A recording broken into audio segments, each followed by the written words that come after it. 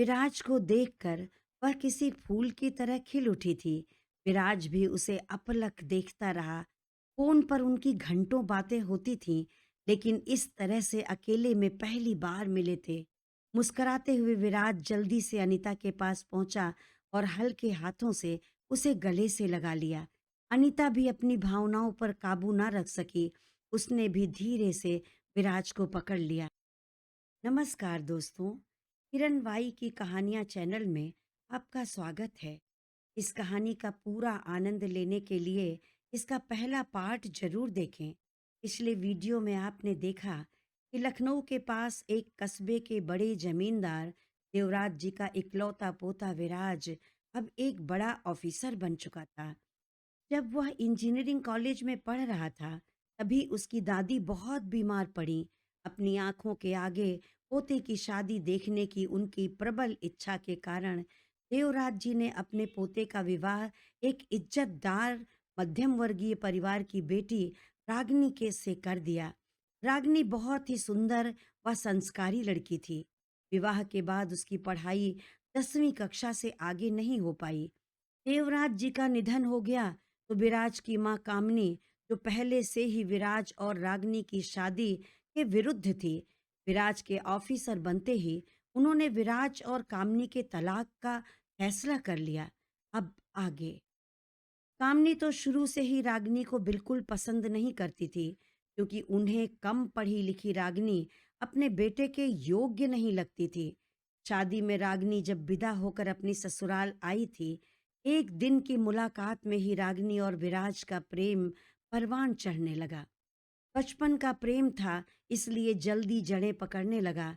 विराज तो अपनी पढ़ाई में आगे चलकर व्यस्त रहता था, लेकिन मालती का जीवन तो विराज की यादों और उस दिन के इंतजार में कट रहा था, जब विराज की पढ़ाई पूरी हो जाएगी, वह ऑफिसर बन जाएगा, तो मुझे अपने साथ ले जाएगा। फिर मैं कभी उससे दूर नहीं जाऊंगी। अपने मायके में बैठी रागनी ने इसी आशा में 5 वर्ष काट दिए। उम्र कम थी, बचपना बहुत था, इसलिए यह नहीं समझ पाई कि स्वयं भी अपनी पढ़ाई पूरी करे और खुद को विराज के बराबर ले आए। जब उसके पिता ने तलाक की बात बताई, तो वह दर्द से तड़प उठी। उसका दिल टूट गया। उसे पापा की बात पर विश्वास नहीं हुआ। उसने अपनी सास कामनी को फोन करके विराज से मिलने की बहुत मिन्नतें की, किंतु पत्थर दिल उसकी सास का दिल नहीं पिघला। रागिनी की माँ बेटी के दर्द से आहत थी। उन्होंने रागिनी के पापा से कहा, हम रागिनी की सास और उसके पति पर धोखाधड़ी का मुकदमा करेंगे। उन्होंने हमें ये कहकर आशा बधाई थी कि विराज की पढ़ाई पूरी हो जाने के बाद रागिनी की विदाई कराएंगे। 5 वर्षों के बाद कहते हैं हमारी बेटी उनके बेटे के योग्य नहीं है। यह बात उन्हें पहले क्यों नहीं समझ में आई? पिता ने कहा, रागिनी की माँ, हम भले ही पैसे वाले नहीं हैं, पर समाज में हमारी इज्जत है। मुकदमेबाजी और कोर्ट कचहरी में बेटी को ले जाने से हमारी बेटी की बेइज्जती होगी। तुम तो जानती ही हो कि हमारा समाज हमेशा लड़की में ही कमी देखता है। लड़के का विवाह तो बहुत ही आसानी से दोबारा हो जाता है, लेकिन हमारी लड़की से दोबारा कौन विवाह करेगा? रागिनी की माँ ने कहा, तो क्या इन गुंडों को ऐसे ही छोड़ देंगे? मैं तो पहले ही अमीर घराने में अपनी बेटी ब्याहना नहीं चाहती थी, लेकिन आप ही तो देवराज जी को भगवान की तरह पूजते थे। अब कहाँ गए आपके भगवान? पापा ने कहा, देवराज जी भगवान ही थे। वह रहते तो हमारी रागनी पर यह अन्याय कभी नहीं होने देते। रागनी की मम्मी गुस्से में रोती और बड़बड़ाती रहीं। रागनी के पिता ने अपनी बेटी का रिश्ता बचाने की बहुत कोशिश की, लेकिन जब देखा कि अब कोई गुंजाइश नहीं बची है, तो उन्होंने घर पर ही दोनों परिवार वालों के साथ बैठकर तलाक करने की तारीख पक्की कर दी। सहदेव कामनी अपने कुछ खास रिश्तेदारों के साथ रागिनी के घर पहुंच गए। बाहर बैठक में बड़े लोगों के बीच बातचीत चल रही थी। रागिनी एक सीधी लड़की थी, इसलिए उसके मन में चाहे जितनी हलचल थी, उसके अंतर मन में हाहाकार मची थी, लेकिन फिर भी वह बैठक में निकलकर चिल्ला नहीं सकती थी। उसने अपने भाई को भेजकर अपने चचेरे देवर को अंदर बुलाया। उसके आगे हाथ जोड़कर कहा, मुझे एक बार मेरे साहब से मिलवा दीजिए, या तो एक बार उनसे मेरी बात करा दीजिए। मैं जानती हूँ वह मुझे नहीं छोड़ेंगे। उन्हें तो हमारे तलाक की बात शायद मालूम भी नहीं होगी। विनोद ने देखा कि फूल की तरह खिली रहने वाली रागिनी बिल्कुल मुरझा गई थी। वह बहुत कमजोर हो गई थी। रो रो कर उसकी आंखों के किनारे काले घेरे बन चुके थे। विनोद ने कहा, भाभी, उन्हें सब पता है। वह भी इस तलाक के लिए तैयार हैं। यदि विराज भैया आपको अपने साथ रखना चाहते या आपसे मिलना चाहते तो उन्हें कौन रोक सकता था। वह खुद आपको भूल चुके हैं। रागिनी बिलखने लगी और कहने लगी, ये नहीं हो सकता। मेरे साहब मुझे नहीं छोड़ सकते। एक बार उनसे फोन पर मेरी बात करवा दीजिए। मैं उनके मुंह से सुनना चाहती हूँ कि वह खुद कह देंगे कि मुझे छोड़ना चाहते हैं। मैं चुपचाप अलग हो जाऊंगी। देवर ने कहा, भाभी, विराज बदल गया है। मेरा विश्वास कीजिए, कुछ वर्षों में तो वह घर भी नहीं आया और ना ही हम लोगों से मिला। अब आप कमजोर मत बनिए, हिम्मत से काम लीजिए। ये कहकर वह बैठक में चला गया। रागिनी रोते रोते अचेत हो गई। उसका हाल सुनकर उसके ससुर सहदेव की आंखों में आंसू आ गए। सहदेव ने अंदर जाकर रागिनी को समझाते हुए कहा, बेटा, आप हमेशा मेरी बेटी की तरह रहेंगी। ईश्वर तुम्हें दुनिया के सारे सुख देंगे। यह सोच लो कि जो भी हुआ तुम्हारे अच्छे के लिए हुआ, क्योंकि तुम अयोग्य नहीं हो, बल्कि विराज ही तुम जैसी संस्कारी लड़की के योग्य नहीं है। रागिनी के सिर पर हाथ रखकर आशीर्वाद देकर वह बाहर चले गए। विराज के पिता सहदेव लाचार थे। सास कठोर दिलवाली, तेवर दुखी था, लेकिन उसके हाथ में कुछ नहीं था। कामनी ने बड़े ही अकड़ से कहा, आप लोग जितना भी पैसा तय करते हैं, हम कामनी की भरपाई के तौर पर देने के लिए तैयार हैं। रागिनी के पिताजी ने कहा, कामनी जी, आप नहीं समझेंगी, फिर भी कहना चाहूंगा, इंसान की जिंदगी में पैसा ही सबसे बड़ी चीज नहीं होती। सच्चा सुख तो अपनों से प्यार और अच्छे रिश्तों से ही मिलता है। आपने हमारी बेटी के विषय में इतना सोचा, बहुत बहुत धन्यवाद।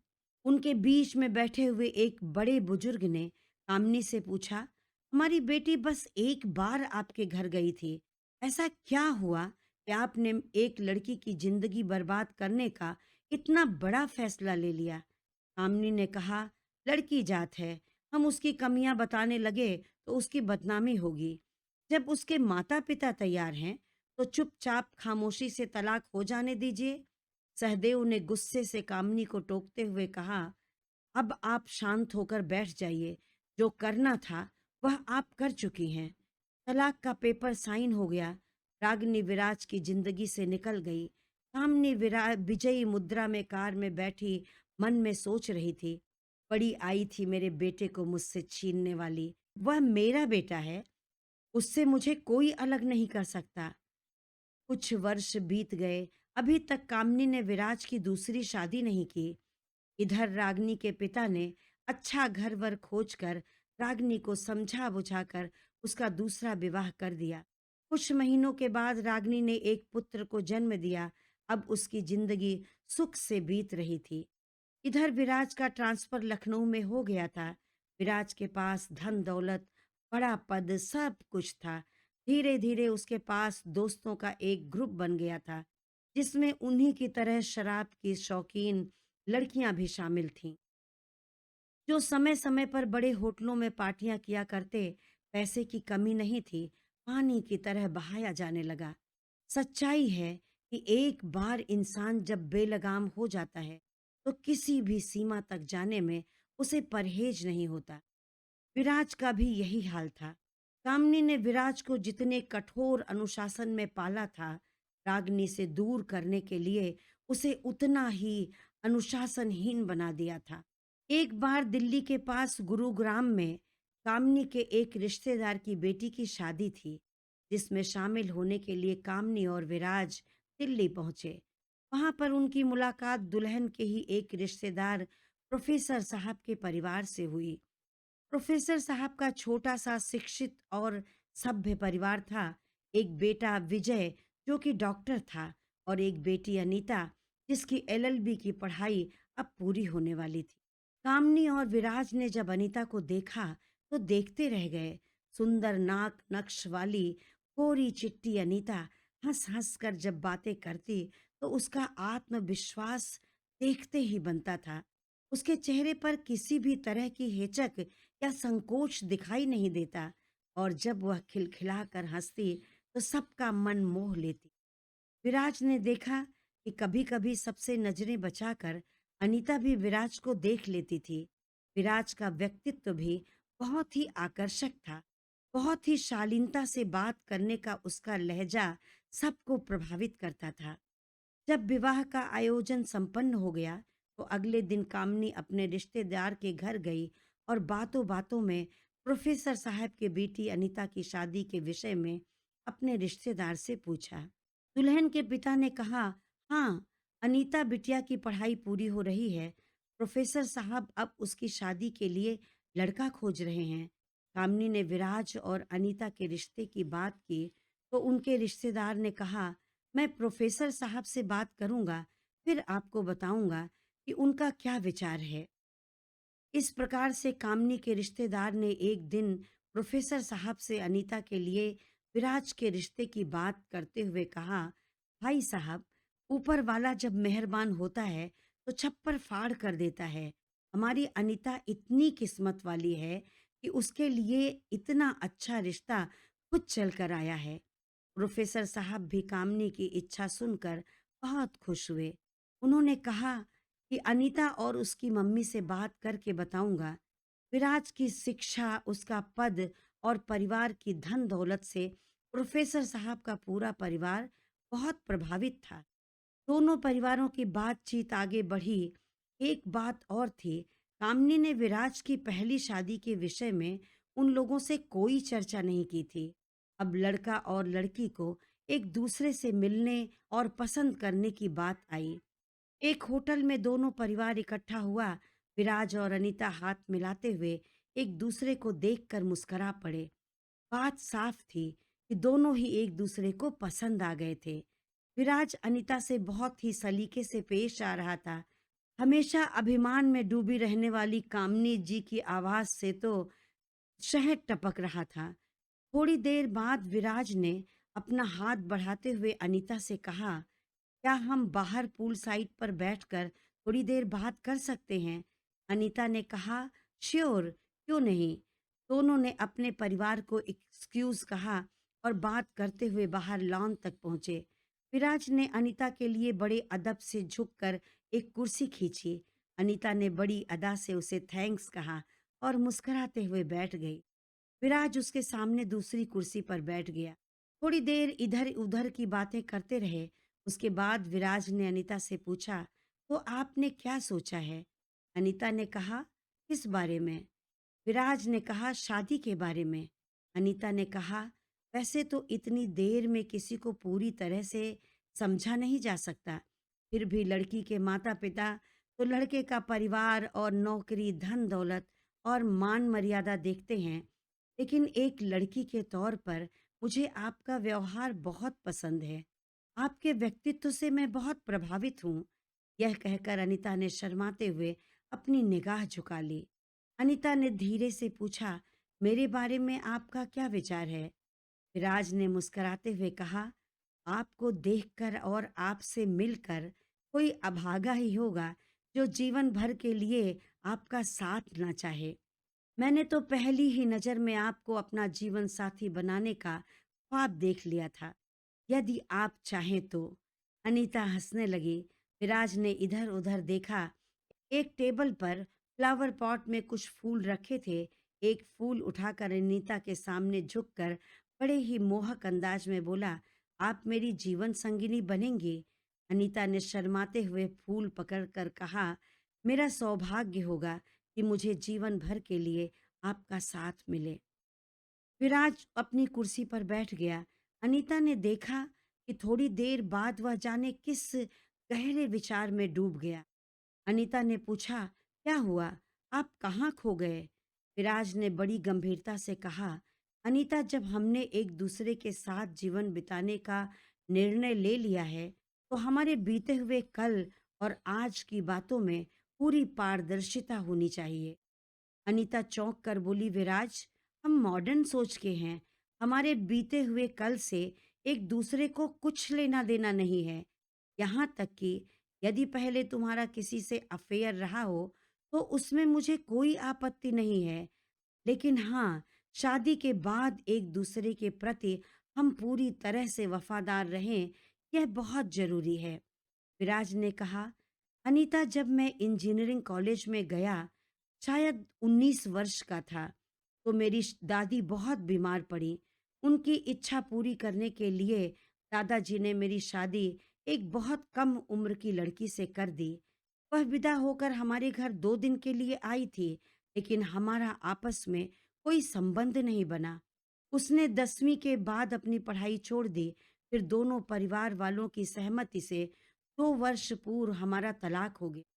अब उसकी शादी हो चुकी है, शायद एक बच्चा भी है। उससे मेरा कभी कोई संपर्क नहीं रहा, इसीलिए मेरा इमोशनल रिलेशन भी मेरी होने वाली पत्नी से ही होगा। यही मेरा बीता हुआ कल है। अनीता बहुत ही गंभीरता से विराज की बात सुन रही थी। विराज के चुप होने के बाद भी उसने कोई जवाब नहीं दिया। तो विराज ने कहा, अब तुम चाहो तो मुझसे शादी के लिए मना कर सकती हो। फैसला पूरी तरह से तुम्हारे हाथ में है। अनीता टेंशन में आ गई थी। गंभीर आवाज में विराज से बोली, चलो चलते हैं, सब हमारा इंतजार कर रहे हैं। विराज असमंजस में था। शायद मेरी पहली शादी की बात सुनकर अब अनीता शादी से मना कर देगी।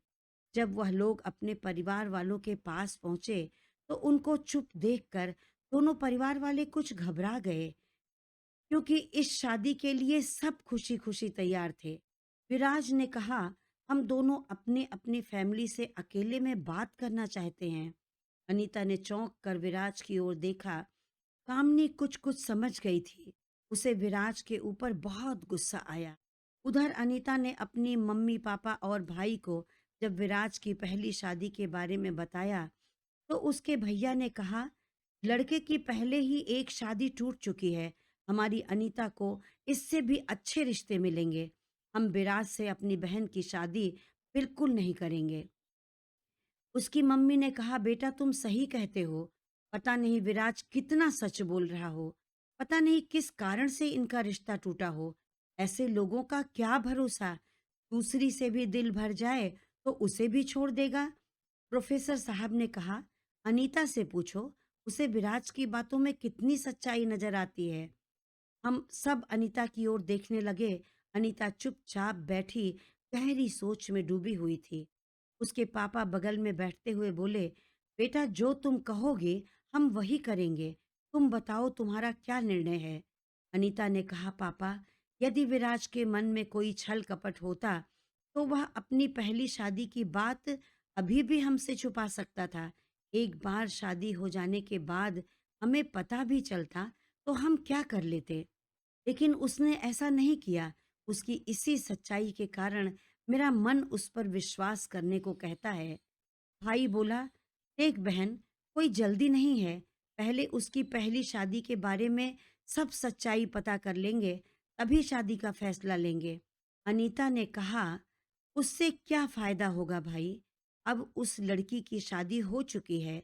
वह विराज की जिंदगी में शामिल नहीं है। आखिर विराज भी तो इसी लड़की से शादी करेगा ही ना। कितने लड़के तो अफेयर करके भी बहुत बड़ी-बड़ी बातें छिपा जाते हैं। मुझे विराज पसंद है, उसकी सच्चाई पसंद है और मैं उससे शादी के लिए तैयार हूँ। बहुत विचार विमर्श के बाद सब शादी के लिए तैयार हो गए। इधर हॉल में विराज बहुत ही निराश एक कुर्सी पर बैठा था। शायद उसे अनीता पहली नजर में ही भा गई थी। उसके परेशान होने का एक कारण और भी था कि कहीं वह नापसंद ना कर दिया जाए। हमारे समाज में लड़कियां जाने कितनी बार नापसंदगी का अपमान चुपचाप सह लेती हैं, लेकिन लड़कों को यदि नापसंद कर दिया जाए तो उनके स्वाभिमान पर चोट पहुंचती है। यही तकलीफ विराज को भी परेशान कर रही थी। प्रोफेसर साहब हंसते हुए हॉल में आकर सहदेव के गले मिलते हुए बोले, रिश्ता मुबारक हो भाई साहब। विराज ने चौंक कर अनीता की ओर देखा। अनीता ने विराज को मुस्कुराने का इशारा किया। विराज ने अपने दिल पर हाथ रखकर राहत की सांस ली। पूरा माहौल खुशी से झूम उठा। विराज की आंखों में खुशी के आंसू छलक आए। उसने अनीता का हाथ पकड़कर कहा, थैंक्स अनीता, दिल से शुक्रिया। अनीता ने शर्माते हुए कहा, आपको ये सब भी आता है? विराज हंसने लगा। शादी पक्की हो गई। अब रोज शाम को दोनों की फोन पर बातें होने लगी। पहले लखनऊ और दिल्ली के मौसम और संसार की बातें होती रहीं। फिर एक दूसरे की पसंद और नापसंद पर चर्चा करते करते कब प्यार की बातें होने लगी, दोनों को खबर ही नहीं लगी। अनीता के स्वभाव और व्यक्तित्व में इतना आकर्षण था कि विराज अपने दोस्तों के साथ पार्टी करना लगभग भूल चुका था। कभी कभी उसके दोस्त छुट्टी वाले दिन विराज के घर पर पहुंच जाते तो विराज उनके साथ कुछ समय बिताकर यह कहकर वहां से चला आता कि अनीता का फोन आने वाला है। अब उसने शराब पीना भी बहुत कम कर दिया था। कामनी भी विराज की निगरानी के लिए ज्यादातर लखनऊ उसके बंगले पर ही रहने लगी थी। सगाई और शादी की तारीख पक्की हो चुकी थी। जैसे जैसे दिन नजदीक आ रहा था, विराज और अनीता का प्यार बढ़ता जा रहा था। कामनी ने विराज से कहा, तुम अनीता से बात करके एक बार दिल्ली चले जाओ। वहीं पर उसकी पसंद से उसके कपड़े और जेवर खरीद लेना। अब तैयारी के लिए हमारे पास ज्यादा समय नहीं बचा है। यहाँ काम बहुत है, इसलिए मैं नहीं जा पाऊंगी। विराज मन ही मन बहुत खुश हुआ। उसे अकेले में अनीता से मिलने का मौका जो मिल रहा था, वह तो कब से इसी मौके की तलाश में था। तुरंत उसने अनीता से बात की। वह भी बहुत खुश हो गई। वह भी जल्दी से विराज से मिलने के लिए बेचैन थी।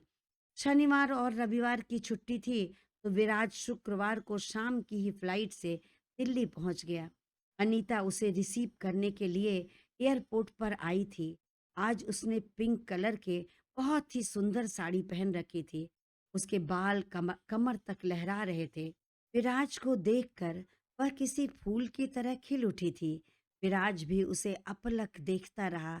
फोन पर उनकी घंटों बातें होती थीं, लेकिन इस तरह से अकेले में पहली बार मिले थे।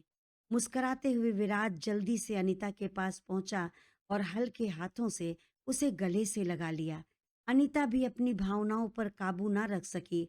उसने भी धीरे से विराज को पकड़ लिया।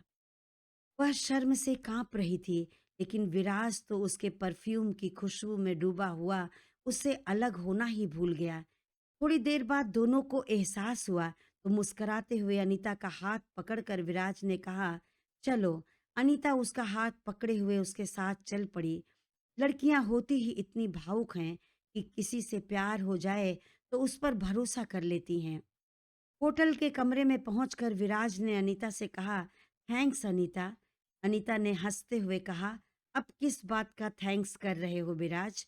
विराज ने कहा, मेरी वीरान जिंदगी में आकर मेरे जीवन में अपने प्यार का रंग भरने के लिए। सब कुछ था मेरे पास, फिर भी सबके साथ होते हुए भी बिल्कुल अकेला था। ऐसा नहीं था कि विराज अनीता को खुश करने के लिए ऐसा कह रहा था, बल्कि अनीता को वह पसंद करने लगा था। वह बुरा इंसान नहीं था। जो कुछ भी उससे गलत हुआ, वह अपनी माँ के प्रति अटूट प्रेम के कारण हुआ। अपनी माँ के प्यार का ऐसा बंधन था कि वह किसी भी हालत में अपनी माँ के विरुद्ध नहीं जा सकता था। अनीता उसकी आंखों में अपने लिए प्रेम और उसके मन की सच्चाई देख रही थी। इसीलिए उसकी हर बात पर अनीता को विश्वास था। उसने कहा, एक बार मुझे अपने पास आ जाने दो, फिर एक पल के लिए भी तुम्हें अकेला नहीं होने दूंगी। विराज पास आकर बोला, मुझे ऑफिस भी नहीं जाने दोगी? अनीता बोली, मैं भी तो तुम्हारे साथ ही जाऊंगी। विराज ने हंसते हुए कहा, मैडम, मेरे ऑफिस में एडवोकेट की कोई पोस्ट नहीं है। अनीता ने कहा, मैं तो तुम्हारे दिल में सबसे आगे चौकड़ी मारकर बैठी रहूंगी। फिर तुम अकेले कैसे होगे? विराज ने अनीता को कसकर गले से लगाते हुए कहा, I love you Anita, please मुझसे दूर कभी मत जाना। अनीता भी विराज के गले से लग गई, लेकिन शर्मवश अपने प्यार का इजहार शब्दों में ना कर सकी। विराज उसके कान के पास बोला, तुम शायद कुछ कह रही थी। अनीता शर्माते हुए बोली, हम्म, कुछ तो नहीं, तुम्हारी धड़कनें तो कह रही हैं कि कुछ कहना चाहती हो। विराज ने कहा। अनीता ने धीरे से कहा, तुम महसूस कर लो। विराज ने कहा, तुमसे सुनना चाहता हूँ। अनीता ने धीरे से उसके कान में कहा, आई लव यू टू विराज। दोनों बड़ी देर तक एक दूसरे की बाहों में खोए रहे। अनीता की मम्मी का फोन आ गया। अनीता ने कहा, मम्मी, मैं विराज के साथ डिनर करके आ जाऊंगी।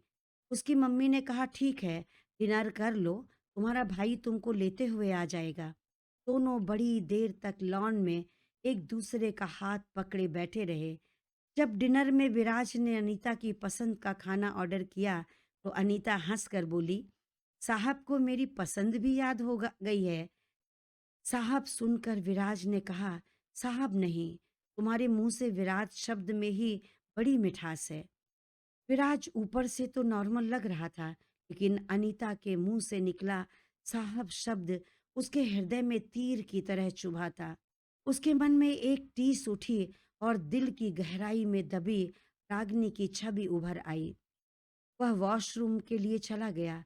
आईने में देखा तो उसकी पलकों में एक बूंद आंसू ठहर गया था।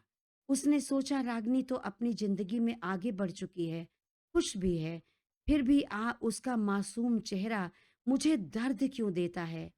उसे प्यार किया होता तो फिर छोड़ता क्यों। जब जब रागनी का अश्क जबरन उसकी आंखों में आ जाता, विराज अपने ही सवालों में उलझ कर रह जाता। जब दर्द कुछ कम हुआ तो चेहरे पर मुस्कान ओढ़ ली और सोचा, अनीता ही मेरी जिंदगी है, उसे बहुत प्यार करूंगा। जाकर अनीता के पास बैठ गया। अनीता अभी उसकी मुस्कान के पीछे छिपी चेहरे की पीड़ा नहीं पड़ पाई। अनीता का भाई आ गया। अनीता ने विराज से विदा ली और चली गई। विराज बड़ी दूर तक उसे जाते हुए देखता रहा।